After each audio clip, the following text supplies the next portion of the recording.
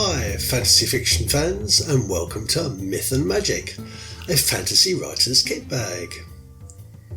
I'm fantasy writer Neil Mach, the author of Moondog and the Reed Leopard, and I want to share my love of folklore, local history and nature mythology with writers and creatives like you on my regular podcasts. It's designed with fellow indie publishers and writers in mind, but all fans of fantasy fiction are very welcome to join in. In my fantasy writer's kit bag, writers, artists and creatives will find lots of ideas and discussion about things such as potions, dark arts, fabulous creatures, folktale studies, nature lore, and the interesting history behind the myth and magic that underpins our understanding of the fictional universe.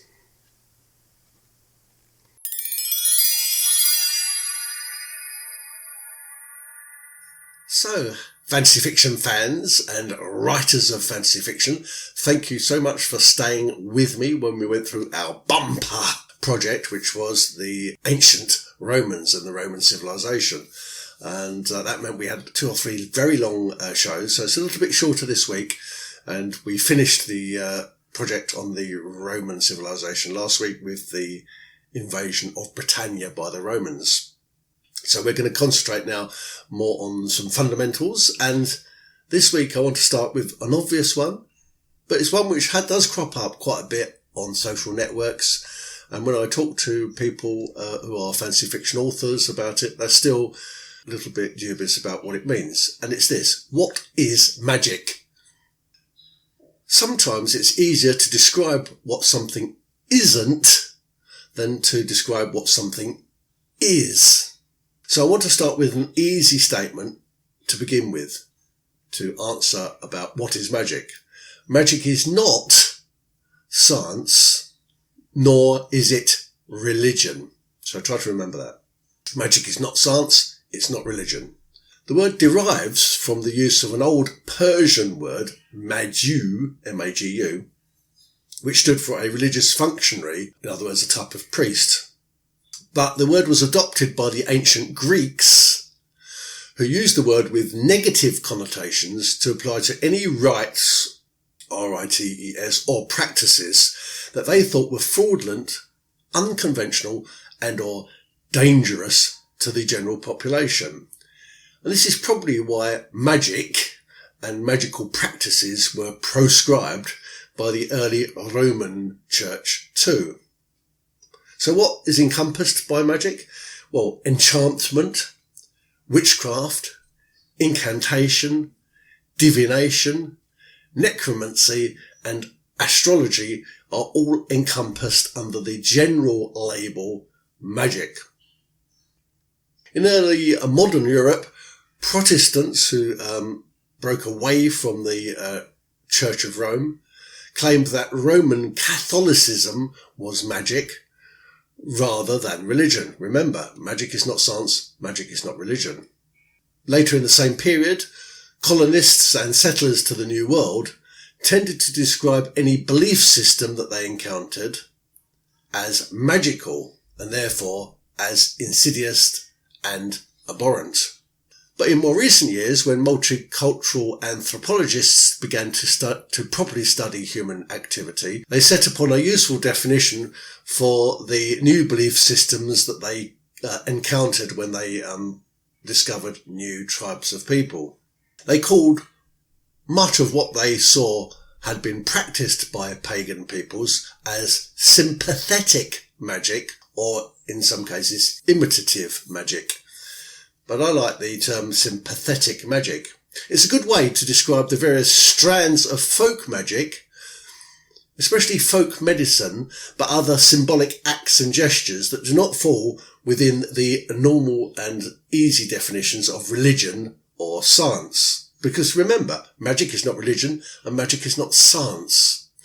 But these strands of folk magic and symbolic acts and folk medicines are used by folk on a daily basis. For example, using fetishes or correspondences, which I'll describe in a moment. Now, you might even practice folk magic today. You, listening to me today in 2020, may practice folk magic? No, I don't, you'll say. Well, I remember the Blockbusters game show. I'll have a pee, please, Bob. Do you remember? Where the TV presenters always asked the contestants about any good luck charms they'd brought with them for today's show. I never remember seeing a contestant say, "No, I don't, Bob. I don't have a lucky hoodoo doll, Bob, because I follow a religion. And having a lucky doll or lucky charm with me is sympathetic magic." When you go to a wedding ceremony or afterwards, you'll see lots of sympathetic magic. For example, horseshoes and lucky clovers and other weird imagery which you think has got nothing to do with being married or nothing to do with the service. Well, the reason it's weird and the reason it's slightly odd is because it's sympathetic magic. Horseshoes are supposedly strong and vital and important and lucky. And clovers, they're just a wildflower. But if you find a 4-leaf one, oh, that's lucky. Sympathetic magic can be divided into 2 subcategories. And that's what I'm going to turn to now. Fetishes is the first one, and correspondences is the second one. But let's look in more detail at fetishes. Voodoo dolls are an example of a fetish. A lock of hair that's perhaps sewn into a straw dolly, which is also known as a poppet, creates in the user's mind a link between that doll and the real person who donated the hair. And this gives, in the user's mind, the doll maker or the doll owner some control over the real person. And I explored this notion in quite some detail in my book, The Bedevilment of Bertie Lunn, and I'll put a link on my show notes for that book. The other subcategory of sympathetic magic is correspondences. And this is the idea that one thing can influence another based on its relationship or its resemblance to the other thing, which sounds kind of absurd. For example, if you use a herb with a yellow sap, it might cure jaundice. Or if you eat a walnut, it will be better for your brain because walnuts tend to resemble human brains. Or, a more modern one, drinking bull's blood will give you the strength of a bull. Well, I don't drink bull's blood, you'll say. Well, the energy drink, Red Bull, contains taurine, Taurine, traces of taurine, which is bull's blood. Oh, I drink bull's blood every morning to give me stamina and give me wings and give me strength. Although on the face of it, correspondences and the claims of people who use correspondent magic seem absurd to us, on a daily basis, many millions of us do use correspondent magic. In fact, possibly the greatest population of the global population rely on non-scientific pseudo-medicines and home cures. The best example of this, perhaps, is homeopathy, which is a pseudoscience that was invented in 1796 and is based around the doctrine that like cures like. Since there's no compelling evidence to suggest in any way that homeopathy has any link to physics or any link to chemistry, and biologically it's implausible, and clinical tests have proven time and time again that homeopathic cures don't work, homeopathy is not scientific, but is actually an example of magical correspondence. So if you use a little bit of homeopathic medicine, I'm not telling you not to, but if you do, you're just practicing what we call magical correspondence. And whatever I say, homeopathic cures are tremendously popular around the world, and they're a highly profitable source of income for homeopathic remedy sellers. And in fact, I've used homeopathic tablets for myself for hay fever. This was a few years ago, but I did use it and it was successful. So I can testify to their magical efficacy, although of course I don't condone or endorse or sanction the use of homeopathy or homeopathic tablets. But I got those from a proper, well-established high street shop. So it's not like I had to buy those under a counter or from a witch or a magician. Nevertheless, that doesn't stop it being correspondent magic. Sympathetic magic, which is the umbrella term for both those, have been practiced since man basically learnt to stand on two legs and walk around. Certainly since the Old Stone Age, which is the Paleolithic period. And for example, cave paintings are nowadays thought to be about the notion of drawing power from those sturdy and powerful and long-lasting cave walls to provide physical ability over the animals that one wishes to hunt. And we know also that medicine men, because these are also drawn in on the cave paintings by the Paleolithic people, medicine men used to dress under animal skins and their dances were associated with hunting rituals. Sympathetic magic can be categorized under the umbrella term natural magic because it corresponds with natural forces. It has no science, but it sort of corresponds with naturality. But the other type of magic, and it's a mode of magic that is very similar to religion, although it is not religion. Don't forget, magic is not religion, but it's where a grey area abides, is called ceremonial magic. And this is also known as high magic, but I like the term ceremonial magic. So let me just describe the ceremonial magic to you. Ceremonial magic is the practice of astrology, alchemy, which has a link with true science, but it's not science, and also areas which we may these days consider to be real science, such as botany. And it has a different feel to it than the sympathetic magic because it's led by ritual practitioners. You might want to call those magicians, but they don't always call themselves magicians. But these ritual practitioners learn their secrets before they take part in often long, elaborate and complex rituals. So if you've ever been to see a clairvoyant, or you've ever been to an astrologist, or if you've ever used any of the, what is called these days, complementary medicines, but in other words, magic type stuff, you'll see that often they have a degree behind their name. They have letters and numbers and certificates on their wall, letters and numbers behind their name, and they look as if they've done a lot of learning in their books, and they often employ consecrated tools. I mean, for example, daggers and chains and oil lamps and books of conjuration, but they might also have bells and glass orbs and amulets and boards. And they tend to wear a specific uniform. If you picture a traditional idea of a magician, he may well have a crown or a robe, but they might just, if you went to see a fairground clairvoyant or an end of pier clairvoyant, she may well have Romany type clothes on. Perhaps her hair is done in a veil.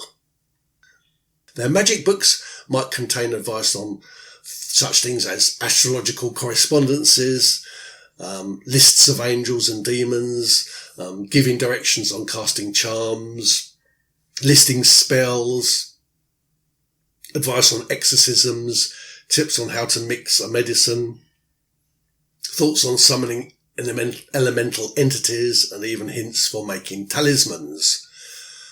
The highest form of ceremonial magic is said to be Enochian magic, which is the evocation and command of various spirits or angels that will help a magician explore outside his worldly realm. It tends to be a male practitioner. Male practitioners, for example, Dr. John Dee, which I've discussed in a previous show about wizards, and Edward Kelly, Kelley, are ceremonial magicians which practice the Enochian magic.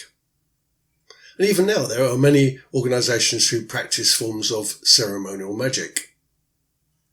Transcendentalism, theosophy, and spiritualism, and by spiritualism I mean anything which includes spirit guides and seances and Ouija boards, are spiritual in nature, but not religious. And of course, they're not based on any scientific fact either. So therefore, because of their use of rituals and tools, and the fact that the sessions are often led by priestly practitioners, these too would come under the umbrella term of ceremonial magic. They're certainly not science, they're certainly religion, but they have a spiritual side to them, which is why it's a bit of a grey area. So if you do talk about spirit guides or seances or Ouija boards in your novel or in fantasy fiction, bear in mind that that's also magic and it's part of the ceremonial magic. So, this week, what is magic? Let me know if you're using magic in your own novel or your project. If you are, let me know if you've come across any snags. And also let me know if it is either natural magic, sympathetic magic, or whether it's the more advanced, if you like, ceremonial magic. And tell me how you get on with your project. Just tweet me at Neilmach, Neilmach, all one word. And I'll be interested to hear what you've got to tell me about what is magic. And I'm happy to retweet and publicise your work. So let me know. Good luck with your fantasy fiction project, especially if it involves any magic.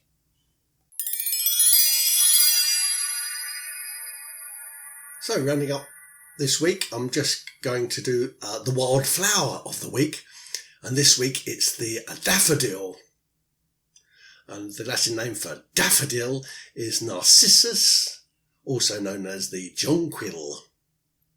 Now, the reason that daffodils obviously come into my mind, they spring into my mind, if you like, is because the 1st of March is St. David's Day and his symbol is daffodil.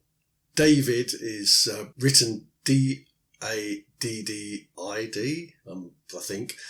Daffith. You pronounce two D's together in Welsh or ancient Brythonic as FF, so it's Daffith. Daffodil is of the day of David. But daffodils, or narcissi, shall we call them, were well known to the ancient peoples. They were well known to the ancient Greeks and the ancient Romans, although they weren't grouped into the Narcissus family until 1789. Now, although it's often assumed that they took their name from Narcissus the hunter, who you probably have heard of because he's the bloke who was so vain that he fell in love with his own reflection, thus giving us the phrase narcissism, which is linked to excessive vanity and self-admiration, there's actually no clarity on whether the flower is named for the myth or the myth is named for the flower. All we do know is that Narcissus was known to the ancient Greeks and was likely named by them, Narcissus the flower, and this was before the story of Echo and Narcissus was recorded by Ovid, which was in 8 AD. So it's very likely that the plant, Narcissus, came before the idiot who fell in love with his own reflection. I shouldn't say idiot, it's an illness. And if you want to write a good character, you might consider using a narcissistic character in your book. Daffodils, let's go back to the plant. Daffodils are geophytes, Geophytes, and this means they store their energy, in other words, they store their carbohydrates and their water underground. This behaviour protects them from herbivores, and they tend to remain dormant after their leaves have died down, and they stay dormant until spring, and then early in spring they sort of like burst out of the ground and they flower. Early spring appearances bring several advantages to the flower. For example, a relative lack of competition for pollinators and also lack of deciduous shading. So you'll often see daffodils in woodlands, light woodlands and some light forests. If you go to Wales, you'll see the wild daffodils growing along the hedgerows, and the hedges still haven't gone completely into leaf. I've got 2 hedges in my garden and they're leafing up now. They haven't gone completely into leaf. All Narcissus species contain alkaloid poisons, which will cause nausea, vomiting and diarrhea, followed by death if large amounts are consumed. And as recently as 2009, just in case you think I'm talking about people from medieval times, as recently as 2009 in England, a number of Suffolk school children fell very ill when a daffodil bulb was added to soup during a cookery class. So don't eat daffodil bulbs is the clear message there. But nevertheless, daffodil bulbs do contain pretazetine, which is an active anti-tumour compound, and so they have been used in folk medicine for many centuries to cure cancer. And this is probably why the flower is used as a fundraising symbol around the world for cancer charities. If you see anybody with a daffodil on their lapel, they're supporting cancer charity. The fragrant Narcissus poeticus, which is also known as pheasant's eye, or the findern flower, or the pinkster lily, and I'll put an image on it in my show notes so you can recognise it, has been recognised as the flower that Persephone and her companions were gathering when Hades abducted her into the underworld. And this myth accounts for the custom, which continues today, by the way, of decorating graves with Narcissus poeticus. Narcissus oil, by the way, which is extracted from the poeticus, the pinkster lily, is used in about 10% of all perfumes. And it's said that the fragrance resembles jasmine and hyacinth. The scent is powerful enough to cause a headache in a closed room. And also, it's worth bearing in mind, this is probably the most poisonous of all the daffodils, or the narcissi. The daffodil is, of course, the national flower of Wales, and like I've said, is associated with St David's Day, which is March the 1st. But the narcissus is also the national flower of the Iranian culture, and it symbolises their New Year, or Newroz, Newroz. And it's also known as the Lenten lily, Lenten, lily, due to its flowering during the period of Lent, which I covered in a previous show a couple of weeks ago. Some people consider narcissus and daffodils to be unlucky because they hang their heads, thus implying some misfortune. You see how this connects with sympathetic magic.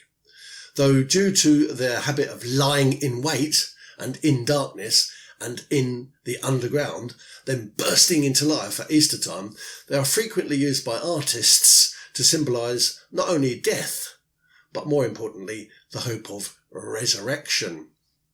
And they were probably introduced to China by Arab traders who travelled down the Silk Road. And so the Chinese sacred lily, or the paper white daffodil, Narcissus tazeta, Tazetta, are popular springtime flowers in China and have become associated with Chinese New Year because they signify good fortune, prosperity, and good luck.